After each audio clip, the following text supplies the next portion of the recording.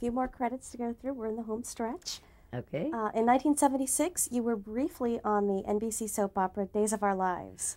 Oh, yes. How did that come about, and what did you do on that show? Well, I was part of a very dysfunctional family.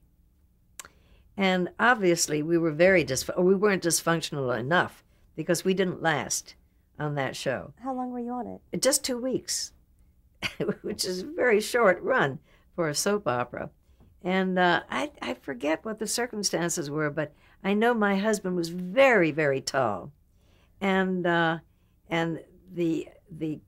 girl who played my daughter wore contact lenses, and she was just worried that she had to cry a lot in the scene, and she couldn't cry well enough with them, and she was afraid that she was going to lose them, and that was her whole concern for the whole thing.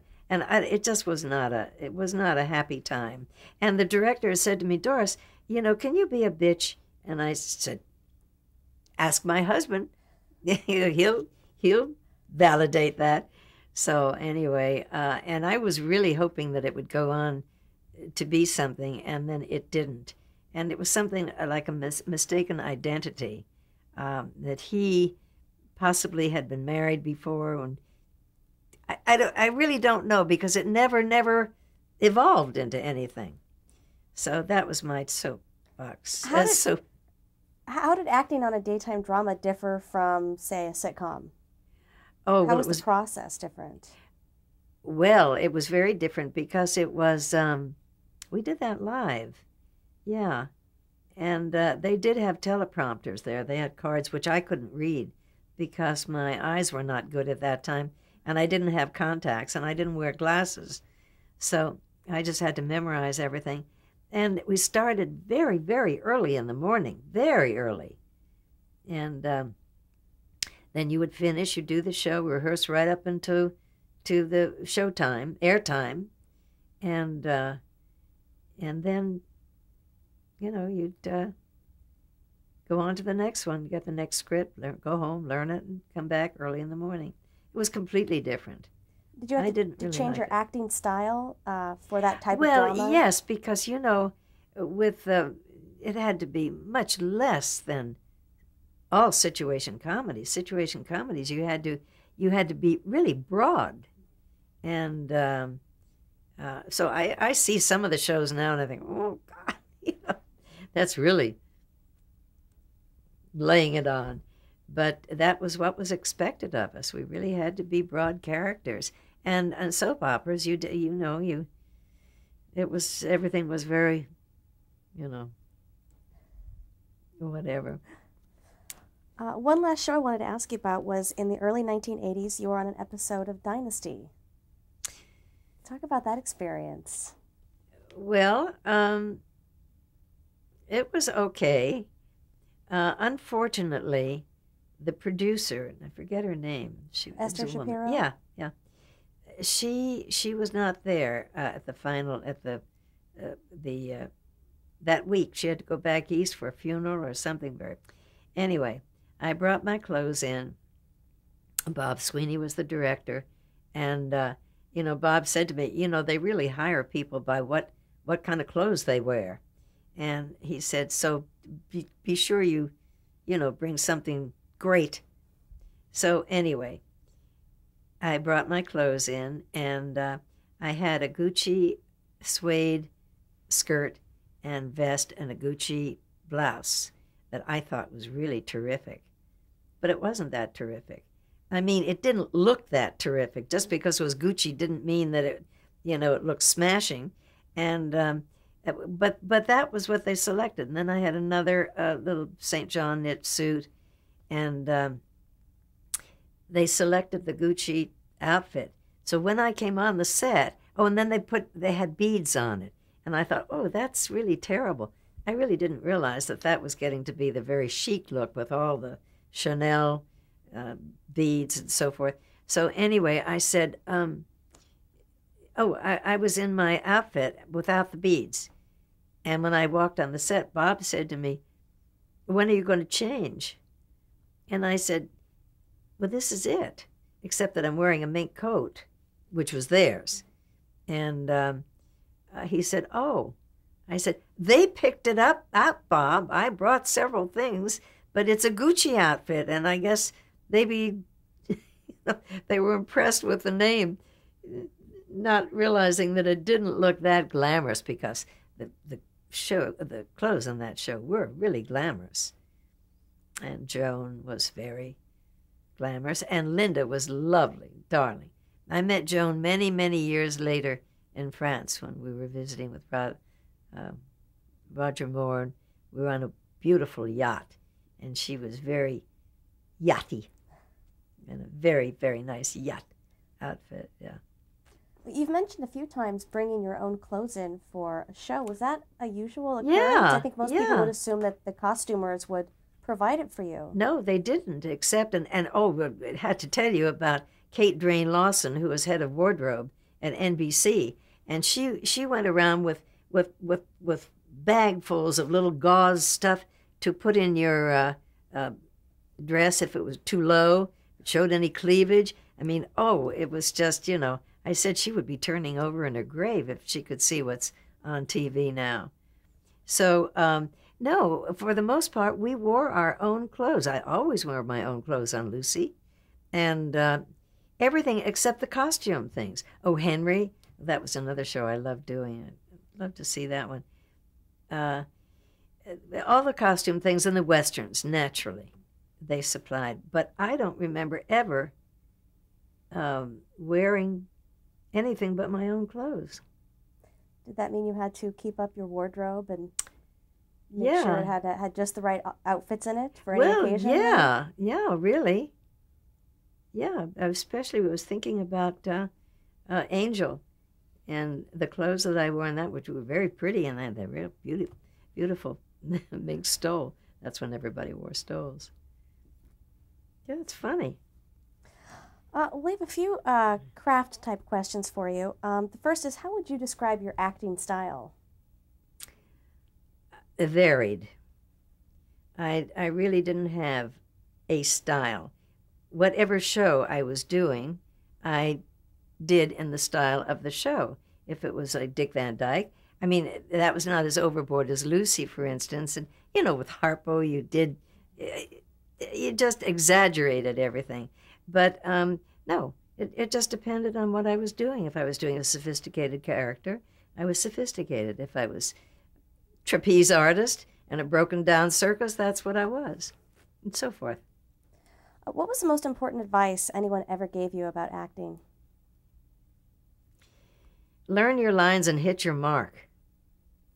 So the camera, hit the same mark all the time. No, just to listen to the director, but not completely.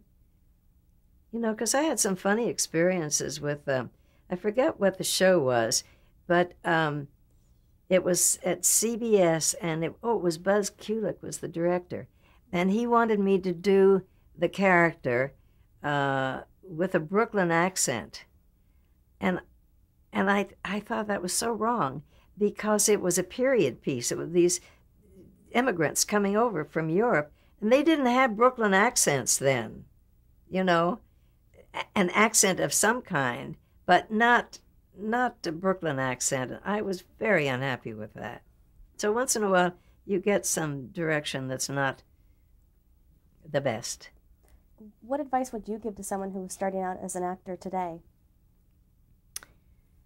Well, I guess to be serious about your work, and not to depend, to really know, you won't know all of your craft, you don't know everything, but to learn as you go along, and to listen to people and watch people, watch performers who are good performers, and not rely on idiot cards and teleprompters and so forth, to have it in your head so that you know what you're doing and you know what the character is and what's expected of you. Given your varied background, which do you prefer, working on the stage, in radio, in film, or television? What was your favorite? Well, I liked them all because they were so different. I mean, the ballet was so wonderful because, it's completely unexpected. Even though I had studied ballet all my life, I did not expect to be with a ballet company ever. So that, and then it was a new company. It was a tremendous experience. That was wonderful. TV was new.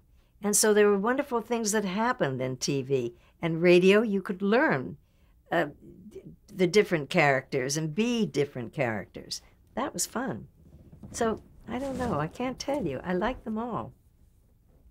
I guess maybe I like television best. I would like to have done more. I would like to have been able to do more on TV, more a combination, more variety, more dancing and singing, than you had to hold back a little depending on who you were working with, Well, now in the early days of television, there was McCarthyism and the blacklist. Did you know anybody who was affected by the blacklist? My husband was a head of the Writers Guild, president of the Writers Guild. And somebody told me, Betty Moran told me that I'm trying to think of how this was, somebody at Marymount found, they came in with, I know, a book called Red Channels. And she said, however this was related, it got to me, said, did you know that your husband's name was in this book?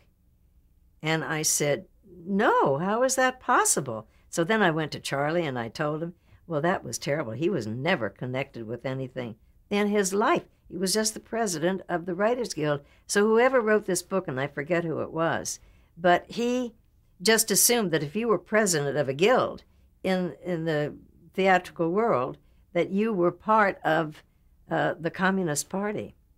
So that was really a terrible thing. Did it affect his career? No, because everybody knew him, and they knew that was just impossible. He was the farthest from that you can possibly imagine. And so he was very well known, very well liked, and very, very talented. And then he did films beside radio and TV. So, but that was terrible. Well, Lucy was affected. Lucy was in that. Amazing. But she said something, I think her grandfather or somebody, or uncle, I forget the story. But anyway, there was a connection. But with Charlie, there was nothing. Are you officially retired now? Yeah, really, I am. I could work if I had enough ambition. If I felt better, I would. But I had some serious surgery some years ago, and that sort of stopped me for a while. And then I went into, I started doing commercials and voiceovers. And I had a Hills Brother commercial that was very good, the Picky, Picky, Picky. That was fun. And but then I spent too much time doing that. And I didn't get back into, I was playing golf and I was traveling, and I was happily married for a very long time. And so my career was always flavored a little bit by my husband, what he did, where he was going, if he was in New York or Europe, or they did a picture of his in Australia, which we didn't go, we should have. But anyway, they filmed it there. But no, and I played a lot of golf, which I adored. And then I developed a little back and knee problem, and just wasn't able to play as much as I liked. Officially retired, if somebody came and said, oh, we'll do something wonderful like the Golden Girls, something, I was very unhappy that I was not up for one of the Golden Girls. I thought, that's right up my alley at that time, But anyway. Well, let's take a moment to talk about your late husband, Charlie Isaacs. Oh. How would you describe him? Perfect. No, he was just a wonderful, wonderful husband, a great man, funny, witty, not slapstick funny, very, very sophisticated humor. He was way ahead of his time. He really was. That's why he had Durante doing things that, Durante would never have done. I mean, he had him in the cage in a lion cage, and really funny things. But he really, I think Charlie would like to have been, most of all, he would like to have been a playwright, and he had several plays being considered, and just the happenstance was such that it was the bad timing. And he had a wonderful play about the Algonquin ghost. Somebody up there is down here, about a writer who lived at the Algonquin Hotel, and that was optioned. And then he had a book when he came out of the service, Full Speed Astern. And was that Gratefully? Yeah. And that was accepted by Dule, Sloan, and Pierce.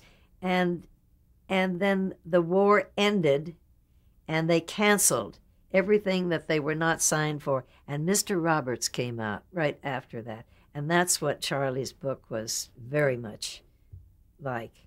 It was a humorous aspect on the war, but he did have fantastic experiences. And, he worked for Johnny Carson. When Johnny Carson was on CBS, which hardly anybody ever remembers, and he had him in a Helen of Troy sketch where Johnny was the Greek warrior and so forth, and they came in the horse. And the prop man would look at Charlie, they'd say, or the set designer, they'd say, "What are you going to have us do next week? What mad thing can you think of?" And he loved Jack Douglas as a writer. Jack was a very imaginative, funny, wild writer. And, he was just all around terrific person. Great to be with. Over. What do you think was his greatest accomplishment? Marrying me. Oh, gosh, I don't know. Just being so well thought of.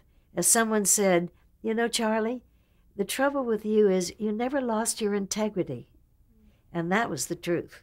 He was a terrific writer. He made sure that every writer he ever worked with got full credit. He never took, and many times he would rewrite a script, and then he would forego the writer's fee on it if he were producing it, or like a tycoon or something. Whatever it was, he always saw that the writers were taken care of, because he has, wish you were interviewing him. He has the most wonderful stories about his career in radio and television, how he started and went to New York, and he gave something to Fred Allen, and Fred Allen wrote to him, and he said, "If you ever come to New York, look me up, and we'll see, if we can get you a job in my show." And so he did. He went to New York on a cattle train, and got a drover's pass. And he got to New York, and they finally got to the studio, and he got up there with a group of people who were going into NBC, knocked over the music stand when he went in, just did all kinds of terrible things. And then they said, "Sonny, wait outside for a little bit, will you?" And so he did. And then Fred Allen's wife said, "Fred, this boy has been," because he was very young at that time, "he's been waiting to see you." Well, he didn't work for Fred Allen, and he had to have a job as a what do you call it? The boy who cleans up the tables, and busboy in Horn and Hardart. And he was leaving. He was going back to Minneapolis, and the manager said, "Why are you leaving?" He said, "We need you here." And Charlie said, "Because this is not my profession." He said, "But we don't get many boys without pimples." Because he was very clean-cut looking, very handsome. He was terrific. I could go on about him forever. Did he ever write about you? No, he didn't. He didn't write about his. He wrote about me as far as the war was concerned, and he would mention me. I did do one of his shows, The Duke, and he hired somebody else, and they didn't like her, So, because he was always afraid somebody would yell nepotism. And they said, that's ridiculous, Charlie. She's working everybody else's shows. Why can't you work yours? You know, and so then I did at times. Yeah, I did all of his shows. I did The Tycoon and Jeannie. Hey, Jeannie, that was a terrific show. And that was with with Jeannie Carson. And we're friends to this day. She's a little Scotch girl who came from Dunfermline to make her way like Andrew Carnegie did. She wanted to make her million. That was a cute show. What has been the highlight of your career? Oh, I don't know. There have been, different. I don't know. I can't say. I just enjoyed working, and I worked a lot. And things came very easily to me when I was young. As I mentioned, whatever it was I went out for, I got. And then I married very, very early in my career. So, and I was very married. So, I don't know. How would you like to be remembered? Oh, as well as my husband was remembered. Just a really, really talented, good person, fun to be around, nice to be with, and a good friend. Good wife, good daughter. Yeah, all of those things. That's great. Thank you so much for taking the time to sit down with us. This has You're been wonderful. quite welcome. Thank you. I did talk a lot. That's okay. That's what we wanted. Good. That picture was taken at the Chicago Theater when I was with Art Jarrett's band and played theater dates with him. And Art is way over on the side in his black tuxedo, I guess, and I am there in my mantilla. I can't imagine what I was wearing that for, but the rest of the dress was very pretty. Well, that was my radio days. I was a pin-up girl for, I guess that was Lux Radio Theater and a lot of other CBS shows. That could have been around in the late 40s, I would say, or maybe early 40s even. Lucy tells the truth. There she is with us asking the questions. How old are you, Lucy? How much do you weigh? What was the color of your hair before you started dyeing it? And she answered truthfully. So it worked. And there's Harpo Marx, that wonderful, wonderful man, wonderful musician and comedian, and it was lovely being one of his blondes that he was chasing. I think as we went out at one scene, he had me over his shoulder. That was fun. And there we are, Norm Alden and me, the proud parents of a daughter who's running away to marry one of the boys on my 3 sons. Is it? I'm just... This is Shirley Booth and I in the scene from Hazel. She was a joy to work with. Terrific, terrific actress and person. That was one of my favorite shows, John Bowner from Hogan's Heroes. Big Fat Schultz.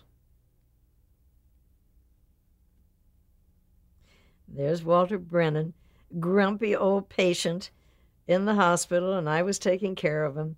He was wonderful. And he didn't limp in that film. And what show was this? That was The Tycoon. That was Charlie's show. He created that for Walter.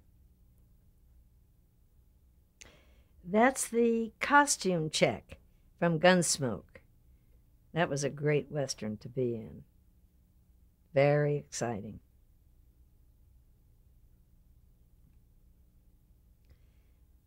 That was probably the most fun I ever had doing a film. Betty Lynn and I played sisters, trapeze artists in a broken-down circus, so we're there with our doubles. We did learn to fly, actually, but as they call it. But the very high wire stuff was done by our doubles, have to admit. And what was the title of that? The Boy Who Stole the Elephant. I guess that was taken a few years ago. We were probably in our 40s then. Yep. Who's in this beautiful picture? That is my husband, Charlie Isaacs. Best writer in television, bar none. And that's Doris Singleton, his loving wife, married for 60 years. And loving every minute of it.